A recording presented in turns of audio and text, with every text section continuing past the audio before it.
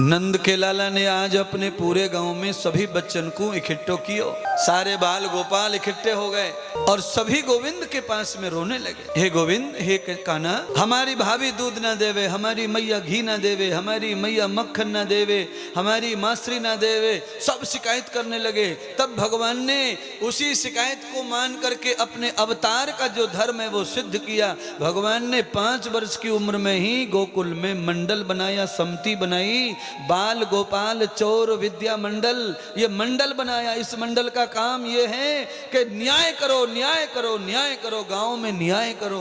क्या न्याय करो?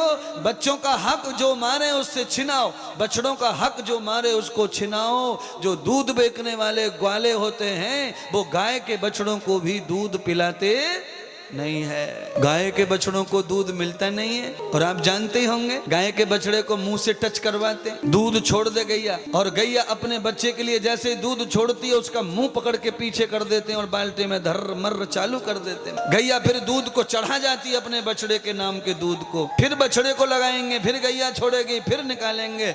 ये ऐसा दूध निकालने वाले भी कसाईयों से कम नहीं है। ये वो गैया को मारते हैं और ये बच्चे को मारते हैं, बराबर है। इसीलिए गाय के दूध पर पहले गैया के बछड़े का अधिकार है। गाय के बछड़े से दूध बचे तो फिर मनुष्य के बच्चे का अधिकार है। मनुष्य के बच्चे से दूध बचे तो माता पिता पालन करने वाले का अधिकार है। उनसे भी दूध बचे तो त्यागी तपस्वी ब्राह्मण संतों का अधिकार है। तब भी दूध बच जाए तो पड़ोसी अड़ोसियों का अधिकार है। फिर भी दूध बचे तो दही जमा दो, फिर दही का भी ऐसे बंटवारा करो। इतने में भी दही बच जाए तो दही को चलाओ, मक्खन बनाओ, फिर छाछ का बंटवारा कर दो। छाछ भी बढ़ जाए तब बेचने का सोचो मारा। अच्छा, यहाँ कुछ लोग बुजुर्ग बैठे हैं, वो जानते हैं पहले आज से 30 से 40 साल पहले छाछ गांव में बटती थी कि नहीं? लोग अपनी अपनी कुलरी मुलरियां रख जाते थे, भैया हमें आज दे देना, आज हमें दे देना। गांव में पूरे में छाछ बटती, किसी किसी घर का ऐसा नाम था महाराज। पूरे मोहल्ले की कुलरी लाइन में लग जाती है। जैसे अकाल में पानी का टैंकर के लिए कट्टियां लग जाती हैं कलयुग में, ऐसे ही छाछ के लिए भी लग जाती थी महाराज। आज वो परंपरा समाप्त हो, और जब से छाछ बटना समाप्त हो गया तब से लड़ाई शुरू हो गई, पड़ोसियों से झगड़ा शुरू हो गया। अब तो पड़ोसी से एक आंख बनती, एक आंख नहीं बनती। और जब छाछ वितरण होता था तो बनती थी बहुत सारी।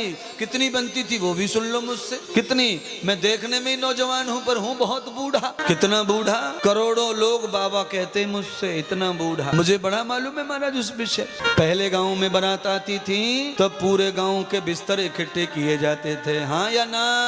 हाँ कह रहे महाराज। अच्छा, पहले ब्याह शादियों में भंडारे होते, मांडवे होते, गांव की चूल झरा जावत होती तो पूरे गांव में से चम्मच बाल्टी भगोने परात इकट्ठे किए जाते और खटिया इकट्ठी की जाती। किसी के घर में बारात आ गई, कपड़े हैं नहीं तो दूसरे मोहल्ले से मांग के लाते, दोस्त पैसे कपड़े पहन के जाते। ऐसा आदान प्रदान जब समाप्त हो गया तो रिश्ते समाप्त हो गए। ये आदान प्रदान आज चालू हो जाए तो रिश्ते भी फिर से जुड़ने चालू। अब किसी को किसी की जरूरत ही नहीं तो कोई किसी का दोस्त बनेगा क्यों? प्यारा बनेगा क्यों? पड़ोसी बनेगा क्यों?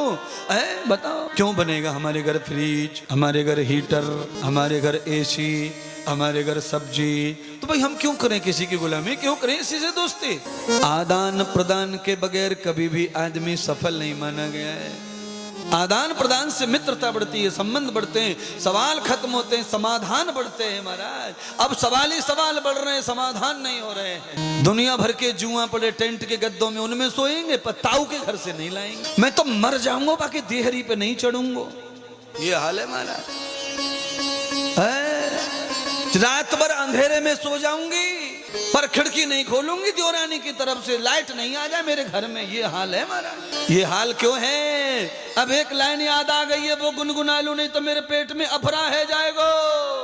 परम पिता से प्यार नहीं और शुद्ध रहा व्यवहार नहीं, और इसीलिए तो आज देख लो सुखी कोई परिवार नहीं। इसीलिए तो आज देख लो सुखी कोई परिवार नहीं। इसीलिए तो देख लो सुखी कोई परिवार नहीं। इसीलिए तो आज देख लो सुखी कोई परिवार नहीं।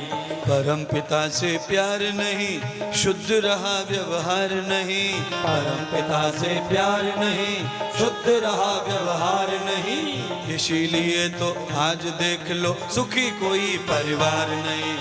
इसीलिए तो आज देख लो सुखी कोई परिवार नहीं। इसीलिए तो आज देख लो सुखी कोई परिवार नहीं।